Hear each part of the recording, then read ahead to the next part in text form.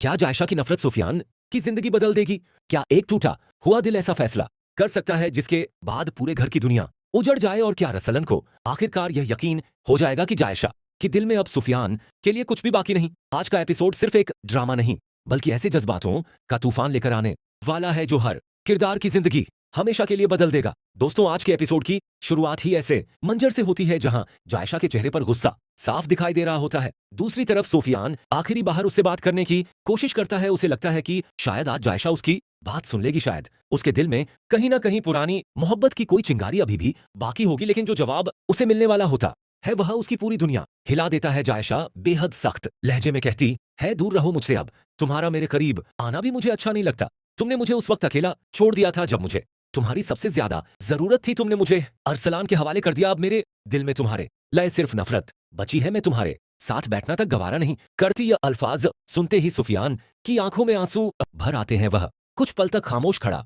रहता है। उसके पास जैसे कोई जवाब ही नहीं बचता। वह सिर्फ जायशा का चेहरा देखता रहता है, क्योंकि जिस लड़की से उसने सबसे ज्यादा मोहब्बत की थी, आज वही लड़की उसे अपनी नजरों से दूर जाने का हुक्म दे रही होती है। सुफियान कांपती हुई आवाज में पूछता है, क्या मैं इतना बुरा बन चुका हूं कि तुम मुझे देखना भी पसंद नहीं करती? क्या मेरे लिए तुम्हारे दिल में जरा सी भी जगह नहीं बची? लेकिन जायशा का गुस्सा कम होने के बजाय और बढ़ जाता है। वह कहती है, हाँ निकल जाओ मेरी नजरों से। जब तुम सामने आते हो तो मुझे तुमसे इतनी नफरत महसूस होती है कि मेरा दिल चाहता है तुम हमेशा के लिए मेरी नजरों से गायब हो जाओ। दोस्तों, यही वह पल होता है जहां सुफियान पूरी तरह टूट जाता है। उसे एहसास हो जाता है कि जिस मोहब्बत के लिए वह हर दर्द सहता रहा, वही मोहब्बत अब हमेशा के लिए उससे दूर हो चुकी है। उसे लगता है कि अब उसकी जिंदगी में कुछ भी बाकी नहीं बचा। वह मायूस होकर सिर्फ इतना कहता है, अगर मेरी मौजूदगी तुम्हें इतनी तकलीफ देती है तो शायद मेरा दूर हो जाना ही बेहतर होगा। इतना कहकर वह वहां से चला जाता है। उसके कदम लड़खड़ा रहे होते हैं और चेहरे पर ऐसी मायूसी होती है जिसे देखकर कोई भी समझ सकता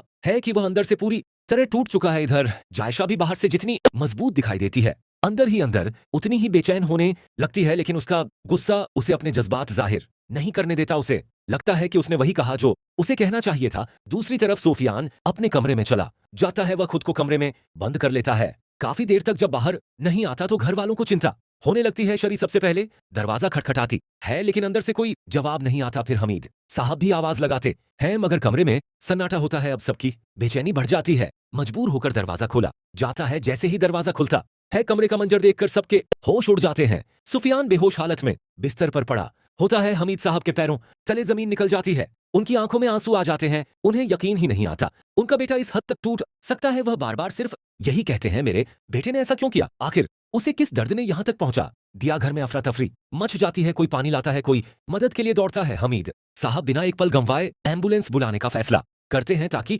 सुफियान को तुरंत अस्पताल ले जाया जा सके। पूरे घर का माहौल मातम जैसा हो जाता है। उधर शैरी खुद को इस पूरे हादसे का जिम्मेदार मानने लगती है। उसकी आंखों से लगातार आंसू बह रहे होते हैं। उसे याद आता है कि उसी ने जायशा से कहा था कि सुफियान से दूर रहो और उससे कोई रिश्ता मत रखो। अब उसे लगता है कि शायद उन्हीं बातों ने हालात को इतना खराब कर दिया कि सुफियान पूरी तरह टूट गया। शैरी बार बार खुद से कहती है, अगर मैंने वह बातें ना कही होती, अगर मैंने दोनों के बीच इतनी दूरी ना पैदा की होती, तो शायद आज ये दिन देखने को ना मिलता। दूसरी तरफ अरसलान उस वक्त फिजा से मिलकर वापस लौट रहा होता है। रास्ते में उसे घर में हुए इस बड़े हादसे की खबर मिलती है। पहले तो उसे यकीन ही नहीं आता, लेकिन जैसे जैसे वह पूरी बात सुनता है उसके चेहरे का रंग बदल जाता है। अरसलान अब एक और सच्चाई भी समझ जाता है। उसे महसूस होता है कि जायशा ने सुफियान से जिस तरह की सख्त बातें की, उनसे साफ हो चुका है कि उसके दिल में अब सुफियान के लिए कोई मोहब्बत बाकी नहीं रही। वह अब अपनी नई जिंदगी के फैसले पर पूरी तरह कायम है। लेकिन दोस्तों, सबसे बड़ा सवाल अभी भी यही है कि क्या अस्पताल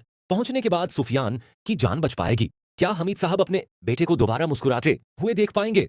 क्या शरी जिंदगी भर खुद को माफ कर पाएगी? और क्या इस हादसे के बाद जायशा के दिल में जरा सा भी पछतावा पैदा होगा, या फिर वह अपने फैसले पर पहले की तरह डटी रहेगी? इन तमाम सवालों के जवाब अगले एपिसोड में मिलने हैं। बाय फहन इतना जरूर कहा, जा किरदार की जिंदगी को झकझोर कर रख दिया है। अब रिश्ते पहले जैसे नहीं रहेंगे, भरोसा पहले जैसा नहीं रहेगा, और आने वाले एपिसोड्स में कहानी पहले से कहीं ज्यादा जज्बाती, दिलचस्प और बड़े मोड़ों से भरी हुई नजर आने वाली है। इसलिए अगर आप इस ड्रामे का एक भी ट्विस्ट मिस नहीं करना चाहते तो अगले एपिसोड का इंतजार जरूर कीजिए, क्योंकि असली कहानी अब शुरू होने वाली